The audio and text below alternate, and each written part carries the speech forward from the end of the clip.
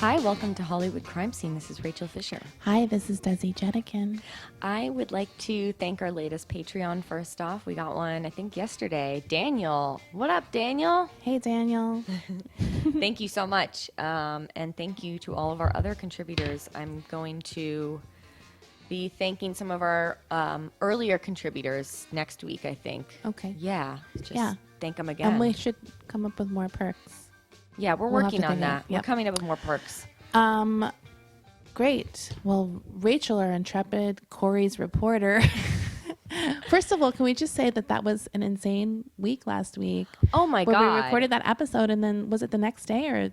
It was the next day. The next day. After we posted our episode. We had a breaking news on a case that we just talked about. Right. So Rachel's going to talk about that. Okay, so last Tuesday, actor Dominic Brascia, I think that's how you pronounce his name, accused Charlie Sheen of being the guy on the set of Lucas that raped Corey Haim when he was 13 years old. So, like Desi just said, this story broke literally like a day after we had posted our Two Corey's episode. So we were both like texting each other like, holy shit, did you just see this? When I saw it, I was like, is this about our episode? That's where my ego went. I was like, because it was such a weird coincidence. It was a really weird coincidence. And we were discussing that incident on the show. Exactly. And also, I was asking you questions. I was like, well, who was it? Was it a PA? Was it a da-da-da-da? Like, and it did not specify in the book. It just said one of the adults on set. So it could have been anyone. Right. We didn't know if it was the director, if it was an extra, if it was who knew.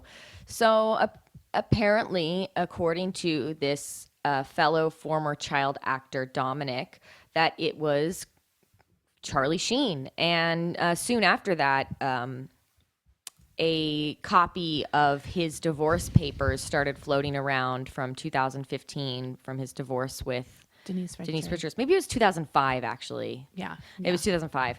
Anyway, so this copy starts floating around the internet like, oh, well, look at this. This could be a clue linking Charlie, like it could be confirmation, because in the divorce papers, it had stated that Denise Richards had found porn on Charlie's computer of really young-looking boys. So that could have been an indication of his pedophilic nature, as well as that she knew that he liked looking at really young girls as well. Right. So, and of course, Charlie Sheen is a documented domestic abuser. Right. So this kind of just all seemed to make a lot of sense, I guess, for a lot of people. It didn't seem so far out of the realm of possibility, I should say. So it's kind of shocking to me that we never heard about that in the divorce papers outside of the Corey Haim thing. Like, right. Don't you think, isn't it shocking? That Like, is you think shocking. people usually look those things over with a fine-tooth comb, right? Like, we didn't hear about that, and maybe it was just because there was so much stuff that he was up to. That he was had so much crazy stuff going on. But you're right, it was kind of weird that we didn't hear about that. So Sheen, of course, denied these allegations. And Dominic also, the accuser, also said that not only did Sheen rape Haim behind the trailers that one day, but that also they had an ongoing sexual relationship together, Haim and Sheen, that it had happened multiple times, and that Corey Haim was in love with Charlie Sheen, and that Sheen got over it, quote unquote, and left Haim heartbroken. This is what, and of course, it's not uncommon for an abuse victim, if that is the story, it's not uncommon for an abuse victim to fall in love with someone who's abusing them. So, like I said, Charlie Sheen, he denied these allegations. And on Friday, Corey Haim's mom went on Dr. Oz and denied these claims, saying that it was actually, dun, dun, dun, Dominic who was abusing Corey Haim. Oh. So the accuser becomes the accusee. I had heard something about this Dominic guy before. He's kind of sketch, right? Well, I did a little digging and I found that last year in 2016, there were some it was like people were speculating that he was one of the two Corey's abusers. Oh, okay. So his name was already out there. Right. And I watched the interview on Dr. Oz with Judy Haim. That's Corey's mom's name. I watched the interview, and she's like, kind of brushes off the Charlie Sheen thing. She doesn't go into that much detail, but she basically is like adamant, like, no, it was this boy, Dominic, and he abused my son, and Corey Haim told me everything. My son told me everything. Right. He was an open book with me. I mean, she sort of sounded in denial about a lot of stuff, right, to be truth be told. But also this week, Judy Haim traded barbs with Feldman, calling him a scam artist for wanting to raise $10 million to reveal Hollywood pedophiles, which I think we briefly touched on. Yeah. I don't know. And I honestly don't understand what Corey Feldman needs $10 million for, other than he wants $10 million. Right. I don't understand that. Well, clearly he could do it for free, but he's trying to make some money. He's trying to make some money off this. So whatever. Judy Haim called him a scam artist. And then Feldman took to Twitter and said, this is all caps. Just want everyone to know. You guys, I don't ever say anything bad about anyone, but Judy Haim is a bad woman who vehemently projects evil. Which I feel like is, whoa, that's like harsh. But I guess they don't like each other. Yeah. So that's the latest. And I also just discovered that tomorrow, Monday the 13th, Corey Feldman will be back on Dr. Oz. I don't know why these people love Dr. Oz so much, but he's going to be back on Dr. Oz to apparently reveal pedophiles on the show. Okay. So we'll have an update on that. We will have an update on that by Thursday, and I will be watching tomorrow. Thank you. That's it. Okay. Awesome. Thank you for that update, Miss Rachel Fisher. You're so welcome. So this week, our main episode is kind of like a little bit, it's a crazy story, but it's a little bit under the radar probably as far as a Hollywood I think so. crime story goes. The actress involved in it is not super famous, but you might know her. So anyways, the actress's name is Susan Cabot. She was born in 1927 on July 9th, and she was actually born Harriet Shapiro to a Russian Jewish family in Boston, Massachusetts. She actually came from a very troubled life. Early on, her mom was committed to a mental institution, and her father kind of left after that. So she ended up actually going through over 8 foster homes as a child before eventually graduating. And this is in New York City at this point. She had moved from Boston. And then she started working as an illustrator, and she supplemented that income working as a singer and in theater. So that's kind of where she sort of got the theater bug. She actually made her film debut in 1947 in a movie called Kiss of Death, which was filmed in New York City. So it was sort of like a bit part that she just sort of landed by accident. From there, she kind of moved into TV and was spotted by a Hollywood talent scout who took her into Hollywood for a screen test, like the age-old thing. Like does that even happen anymore?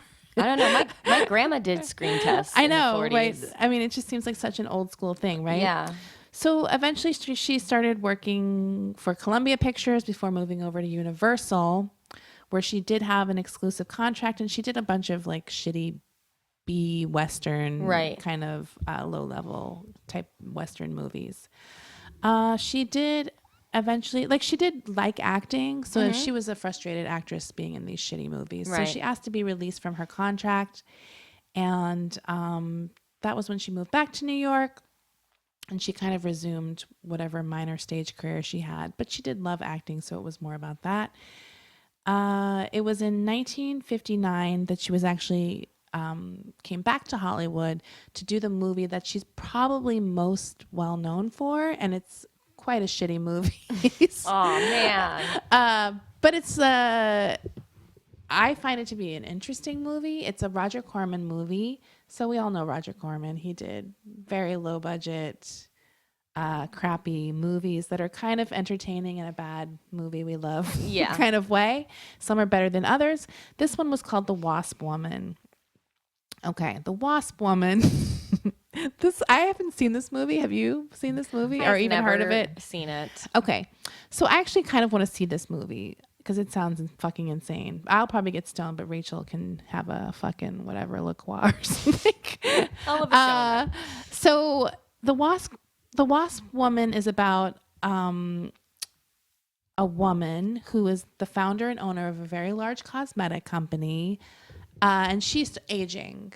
So when she starts aging, her sales start going down because I guess in the movie, people don't think like the products work anymore because she's getting old. Okay? So this movie is already problematic. I honestly already love the premise, though. The premise is amazing. It's very right? Death Becomes Her, so I already love it. Yeah, it's really good. So there's like obviously a scientist who works at her company who's like in charge of creating the serums and creams and whatnot, right? He comes upon some extract enzymes in the royal jelly of the queen wasp that can reverse the aging process. Someone I was reading, like in my research, called it wasp jizz, and I'm like, that person is my soulmate. Wasp jizz. So she starts rubbing wasp jizz on her face to fund further research. She becomes like the test experiment. I'm going into this movie because it's too insane. I have to. Of course, it's going too slow for her, so she slathers the jizz on more. Jizz, she gets a huge. Jizz. That's the origin of the word facial. I don't know. And she keeps injecting in herself, and she injecting it too. She's injecting it, slathering it, doing it all, and then she turns into basically a bloodthirsty, murdering wasp creature, a wasp woman. Is she kind of like also look like a wasp too? Yes. Does she take on wasp features? We have to post photos of this because it is literally the most unbelievably bad costume makeup that I've ever seen in any of these low budget kind of horror movies. Like, have you seen the original 50s version of The Fly? Yes. It's like that level, but even cheaper. Like, it's like that version took a shit. They made a costume. I'm all over this movie. Yeah, this movie does sound very bad. I mean, then lots of things happen. The scientist gets into a car accident. She thinks he dies. 20 years later, he comes back, and she's even more of a murderous wasp-like creature. Damn. And then he throws carbolic acid at her face and pushes her out a window, and she dies. So that's spoiler alert. Sorry. Jesus, Desi. Sorry. So that's her big... Oh, this makeup is terrible. Oh, she looked it up. Okay. Oh, we're definitely posting this. Okay. As interesting as that movie sounds, and it does sound crazy interesting to me, her story is even crazier. So a little bit about her personal life. She had like a very short Hollywood career that we've already discussed. I think it spanned literally just over 10 years, but it was not consistent. Yeah. She did have a few love affairs. She got married in 1944 to her first husband. They divorced in 1951. During this period, she also was romantically linked to King Hussein of Jordan. Wow. Like when he was very young, and I don't know if people remember this, he was quite like a playboy when he was young, and then he did eventually marry an American woman and became queen.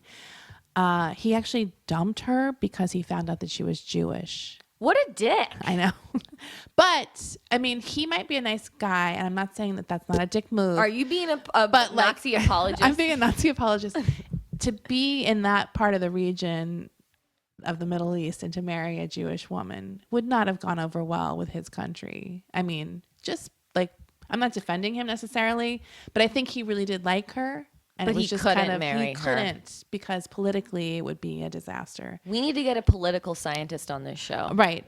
So I'm not defending him, but it's not necessarily like his prejudice, but he did go along with it. So, I mean, but it was, the 1950s. So she did have a son in 1961, and the paternity of the son is sort of not officially ever been verified. Could it be Jordan? Or wait, I mean that he's the king of Jordan. Okay. Right, King Hussein. It was rumored at some point that it was him. It was Right. rumored that it was her first husband.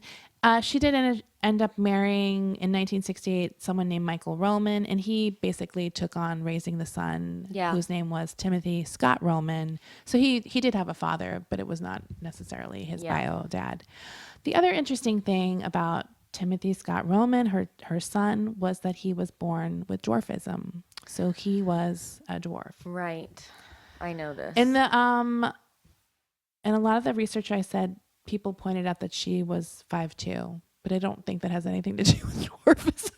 Like, I don't know why. That's like not an abnormal height. But that was always like mentioned as if that was the cause. Like, she was really short. It was like, but that's not. I don't think that's how that works. That's not how dwarfism works. No. So, but thank you for your other research that I'm assuming is good. So, anyways. So in the 80s, Susan Cabot and her son, she got divorced eventually from Michael Roman. I think it went through in 1983. But her and her son basically lived in this house in Encino. Yeah. By themselves, just the two of them. And according to, people at the time, she suffered severe mental illness, and she actually kind of always suffered throughout her life with mental illness, but it was really bad depression at this point with suicidal thoughts. And she had paranoia and just a lot of fear. So they were pretty much homeward bound in that house. It was very Sunset Boulevard, Right. kind of situation. In fact, I did read that she was going to a psychologist and under a psychologist's care, but the psychologist actually found her so troubled and ill that the sessions became, according to the psychologist, emotionally draining. Wow. Which for a psychologist, like, you have one would job. have to be like, well, how bad could it be when you're always listening to people bitch and moan or have worse, you know what I mean? Like, that's basically your job. That's incredible. With this mental illness, obviously. Can you imagine being dumped by your psychologist too? Is it unbelievable? Like, I you're have too literally fucked up. never heard of such a thing. Like, Yeah. you think if you're getting paid, who cares, right? Like, I Right. mean, that's your job. Anyways, so as she became more and more mentally ill, she became less able to care for herself. The interior of the home was literally hoarders, like covered with trash, spoiled food, etc. Okay. So she's living in this home with her son, who I think it's like 1986. He's 23 years old at that time. They never went anywhere without each other. They were always together. According to neighbors, he was very dependent on her. Another neighbor described them as being very, very close. And someone else said you never really heard anything out of that house.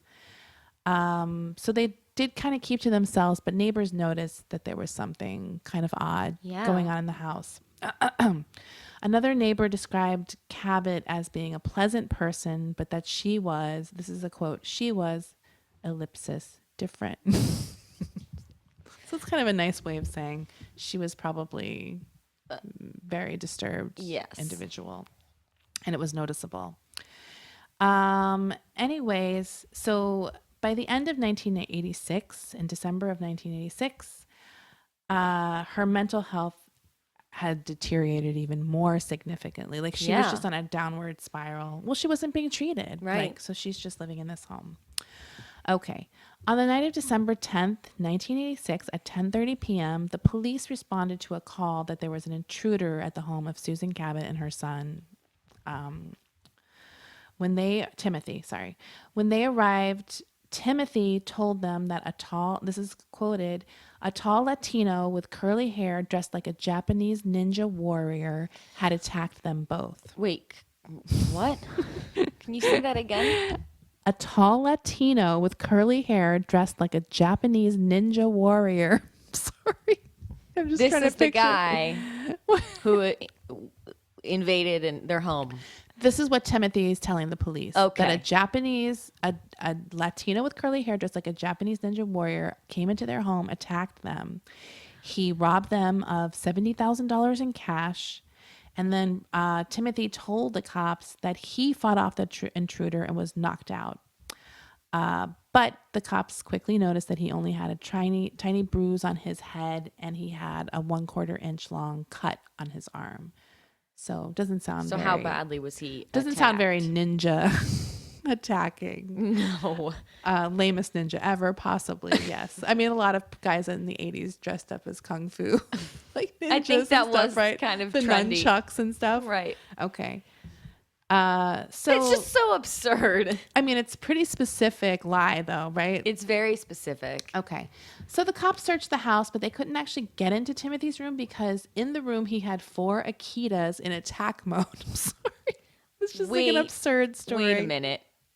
Right. He had 4 other Akitas. ninjas? No, Akitas are dogs. Oh, okay. But they're almost like kind of German Shepherd-y type big. Akita's the dog that was howling when Nicole Brown Simpson was murdered. Oh, okay. So it's a type of dog. Who had the dogs? The son in his room. The cops couldn't get into the room because there was 4 Akitas in when attack they got mode there, when they're investigating. They're investigating. Oh right. my God. They actually had to call animal control to come in and remove the dogs. Who has 4 dogs? Exactly.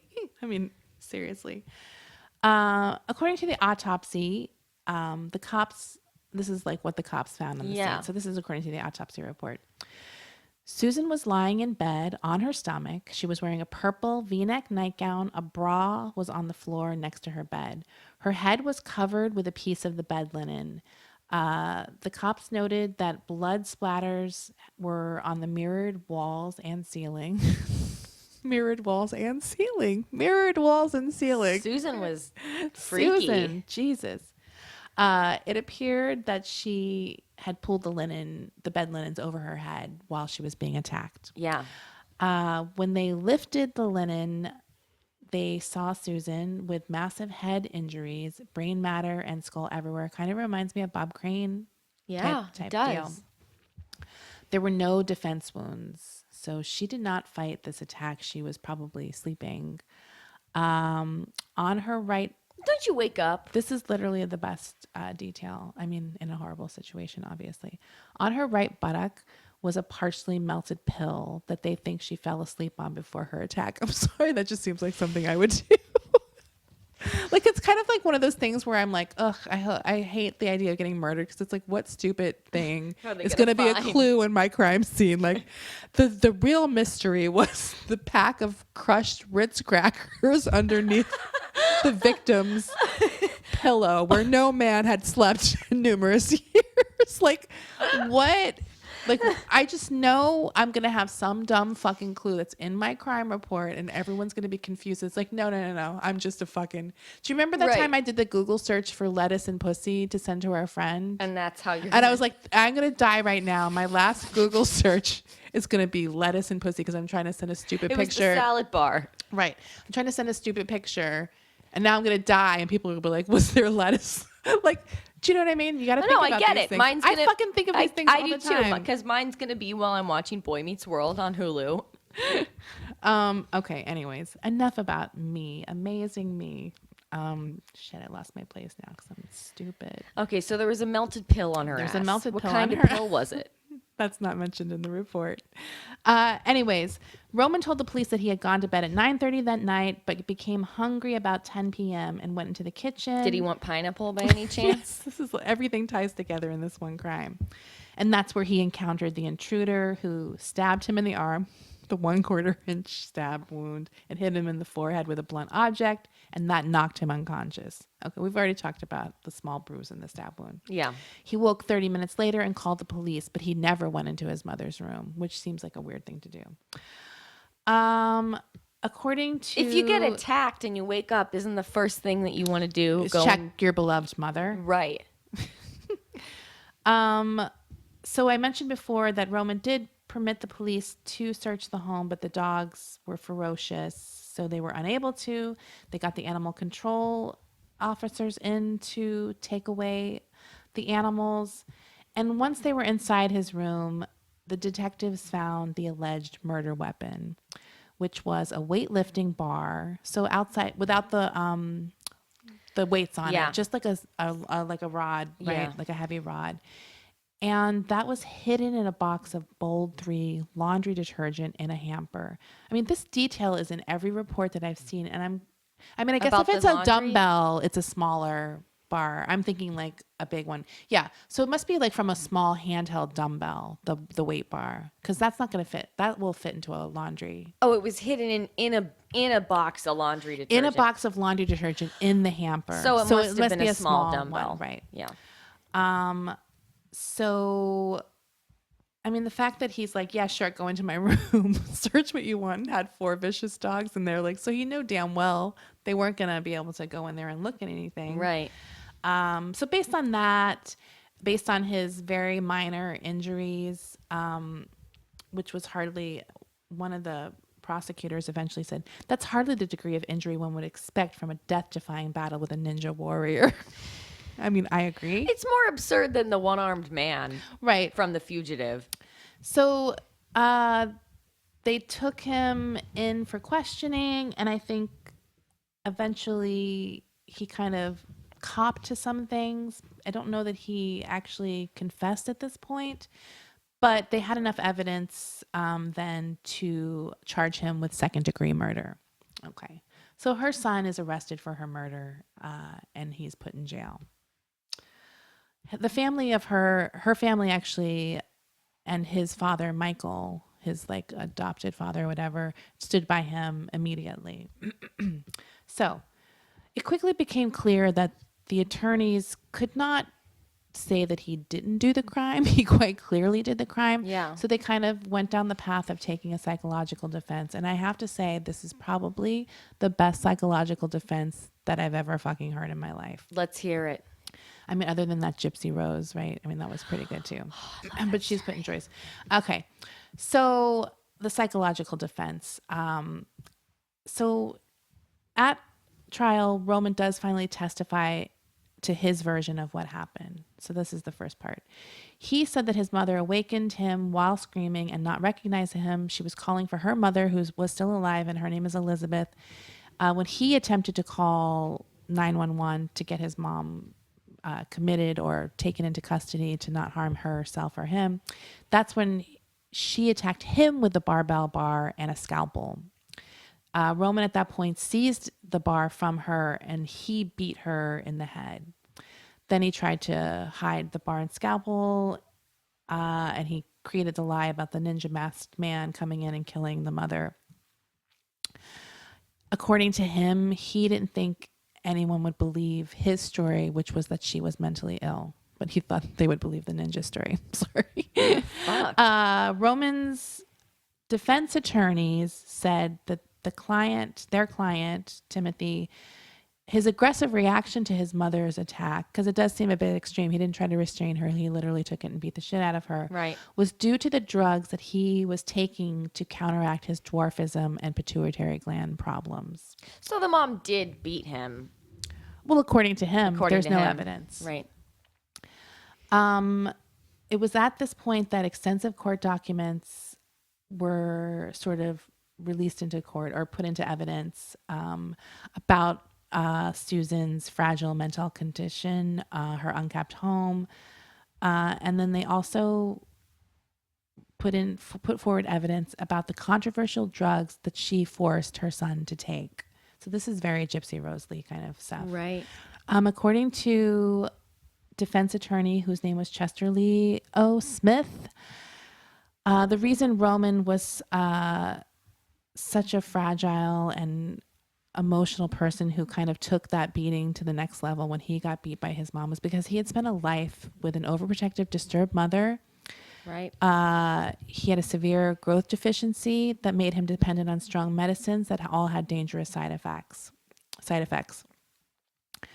According to Smith, he described Mr. Roman as probably really an experiment of the human race.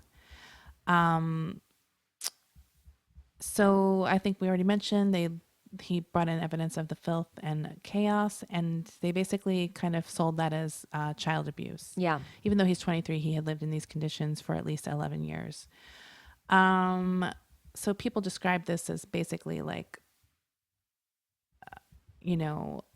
this sort of like was a movie like she could have been in. Like it was almost sounding like a B movie kind of storyline, It's right? so over the top. Okay. The real controversial medicine that Susan basically forced on her son, who I have already said was born with dwarfism, and had only grown to be about 4 feet tall, which I think is the common height for a dwarf. Mm-hmm. She put him on steroids and other drugs to stimulate his growth, so that at the age of 23, Roman was 5'4" tall and weighing about 135 pounds. So she gave him so much steroids and growth hormone And it treatment. did stimulate. He grew 1 foot and 4 inches and was basically like a small but regular sized man, or a man without dwarfism. That can't be Good for good. you. So according to Smith, they medically added more than a foot onto him. When you force the size of an individual to increase, you also force brain cells to increase. What happens is that doctors are performing a balancing act. I think Roman is a statistic that went bad. He was also treated with another experimental hormone for 15 years that was discontinued when it was linked to neurological disorders in some of the people that it was tested on. All of this treatment and drugs also seemed to stunt him emotionally and mentally, especially when he wasn't on the meds. So when he would try to stop taking them, he would actually have more trouble with like cognitive thinking and stuff like that. He was actually in art school, and he, like I said before, he was fascinated with martial arts and self-defense. So he was into ninjas. He was into that kind of stuff. And in his room, he actually had tons of posters of Bruce Lee on his wall, and barbells and weights. So he was kind of participating in his own growth and being strong and whatever. People had described him as he was a student at Pierce College in Woodland Hills at the time, but some of the people testified that when he didn't take his medicine, he was virtually unable to add 2-digit numbers. So it was really, he was almost damned if he took the medicine, damned if he didn't.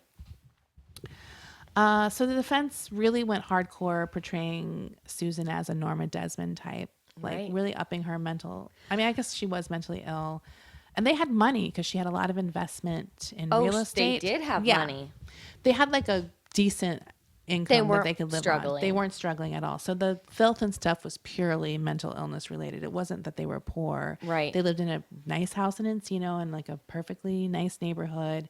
She had money from real estate investments, and she was also into classic cars and would refinish them and sell them for a lot of money. But this was before the end. Right. She kind of looks very just like her makeup job in her later years. Oh, yeah. She looks pretty... she kind of has the look of like an aging star. Like a Norma Desmond style. Yeah, because it's a bit older with tons of makeup. It's very theatrical. Right. So everything we said before was entered into evidence. The reclusive hilltop home, in disrepair, like very great gardens. And like to see that home next to all the other perfect little whatever just made all that evidence stand out even more. They also entered into evidence photos where it was literally like garbage, clothing just piled to the ceiling, stacks of newspapers, magazines. So it was just like tons of photographic evidence of the life that they were living, which looked pretty fucking bad. According to the defense attorneys, Cabot actually spoke to her therapist the day of her murder and told him that she wanted to die. So her breakdowns and stuff were hidden from the outside world, as we said before. Her neighbors described her as a nice but different woman. Like no one spoke of this sort of level of mental illness. According to the defense, the condition of the house would indicate that her instability had been developing over a period of time. Yeah. So reams of like medical records were entered into evidence that we already talked about some of them. There was other evidence. A pediatrician in 1975 who had at the time was treating Timothy. I keep wanting to call him Roman. When we say Roman, we're talking about the Timothy, son, Timothy right. Scott Roman. Who was 11 at the time. So this pediatrician described him as an emotionally immature, somewhat disturbed child who was having difficulty handling the demands of growing up. Another psychologist he went to at some point in the 70s, attributed a lot of his troubles to his mother's theatrical behavior. So I guess she was kind of always theatrical and over the top, but it just got worse and worse and worse. Right. Much of the youngster's immature behavior has been inappropriately reinforced by his mother. The psychologist went on to say that she was an actress and tends to be somewhat overly dramatic and overly concerned. So maybe she's a bit of a helicopter parent. This is all very that gypsy story, right? I mean, Reminds me so much of very, and then I think I mentioned before he had taken that experimental hormone treatment that was given to about 10,000 patients. He took that for 15 years. There's a certain disease that hormone seemed to give people, like infect them with a virus that causes Creutzfeldt-Jakob disease. And that's a disease that can degenerate the central nervous system and had led to several deaths at that time. Smith also stated that parents with children who received the treatment knew of all the risks, but took the chance because they didn't want their kids to be dwarves. So these people, rather than have their kids be dwarves, subjected them to this known illness and known side effects and all this horrible stuff. Right. And so this is something that Susan Cabot did to her son. Now the prosecution, they're not going to be able to not agree that she was eccentric and emotionally abusive to her child. But they still were going for initially a charge of first-degree murder because she was clubbed while she was lying down, dressed only in a purple nightgown. It seemed like a premeditated attack rather than what Timothy was saying was sort of like a self-defense or a snapping, breaking kind of second-degree murder thing. They had evidence that the mom and son had been feuding closer towards the end, but there was no reason, or it wasn't like, financial problems or gambling debt or anything like that. I think he was worried that they'd try to plea it down to manslaughter. So the prosecution kind of went full force. But eventually they did bring down the charge to voluntary manslaughter because there was no evidence to support premeditation. Right. There was one mistrial too somewhere in there, but it was like for nothing reason. One of the defense attorneys got sick. I think initially the reason they didn't want to go the involuntary manslaughter, according to the prosecutor, was if he flamed out, like just snapped and became a rage because of all of his problems, how do you explain the murder weapon getting from the bedroom in her bedroom to him hiding it? So it's like the cover up kind of made them more suspicious like of it's premeditated. what happened. Right. So the charge was taken down to voluntary manslaughter. And then the judge of the case, Darlene Shemp, deliberated basically 10 minutes and then convicted him of involuntary manslaughter. He had already spent 2.5 years in jail at that point and was sentenced to 3 years probation. According to the judge. So he didn't have to go back to jail? He didn't go back to jail. There was no question that the defendant loved his mother very much, which I think is a weird thing for a judge to say. There was basically, the verdict was delivered 10 minutes after closing arguments. Wow. So there was like no deliberation. And I guess he had he didn't have a jury. That's what it sounds like. Or maybe when it's a plea, the judge just kind of has to kind of agree to it and move forward. So at that point, Roman left the courtroom. His grandmother was with him and his father was there too. And they were obviously overjoyed because he's not going to jail. It was sort of all ending at that point. Right. According to Elizabeth, who is Susan's mom, Elizabeth is Michael's mom, the adopted father's mom. Oh, what we have gone through. Timothy and I are just drained. It's time to start a whole new life. We are taking him away from this area and this town. According to the prosecutor, it was an extremely tough call for the judge to have to make. So Shemp was swayed. Shemp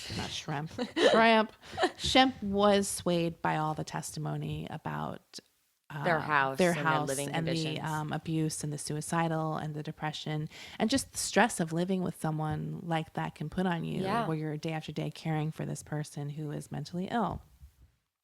Who's also Your mom. feeding your mom and feeding you this hormones on top of everything. Yeah. She felt sorry for him, basically, that he lived in constant fear of his mom. And isn't he only like 25 at this point?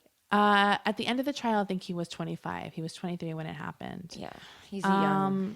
She also explained her shock at looking at the videotapes and pictures of the living conditions. It was Right. beyond my imagination that a person of such success and notoriety at one time could live in such indescribable conditions, is what the judge said. So he, after the fact, he did say that he doesn't remember killing her. He does remember lying to the police and hiding the stuff afterwards, but he must have blacked out during the incident, which I buy. He actually died at the age of 38 Wow. in 2003 of heart failure, which I think is probably common in dwarfism, and probably with all of his drugs and steroid use is bad for you too. Yeah. His remains were scattered at sea. And that is the end of that story. That's tragic. Isn't that a crazy story? But it is crazy. I remember before we even started this show, when we just had like a list of hypothetical episodes we would Right. do. I remember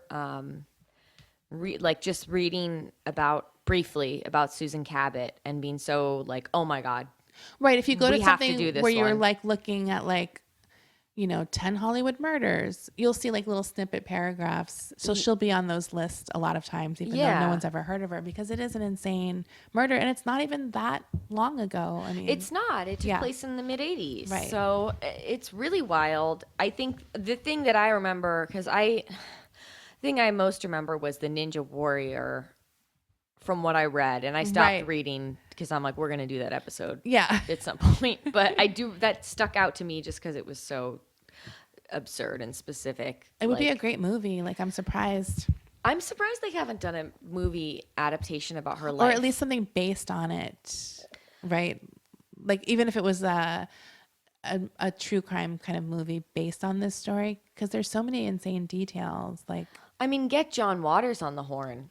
seriously. Honestly, to do her Right? entire life story. It could be his crimes and misdemeanors, like his serious kind of campy but sort of dark. Right. Really good, yeah. But it could span throughout her whole career. Like, Right. No, I mean, her life seems pretty interesting. There was not a ton of biographical stuff on her. Like, Yeah. I looked trying to find some more I don't know details. why there wouldn't be. She sounds fascinating. Right. But I do want to watch the movie. We have to watch Wasp Woman. Oh, sounds absolutely. crazy, We'll yeah. watch that. But yeah. So that's the This story is of it. Susan Cabot.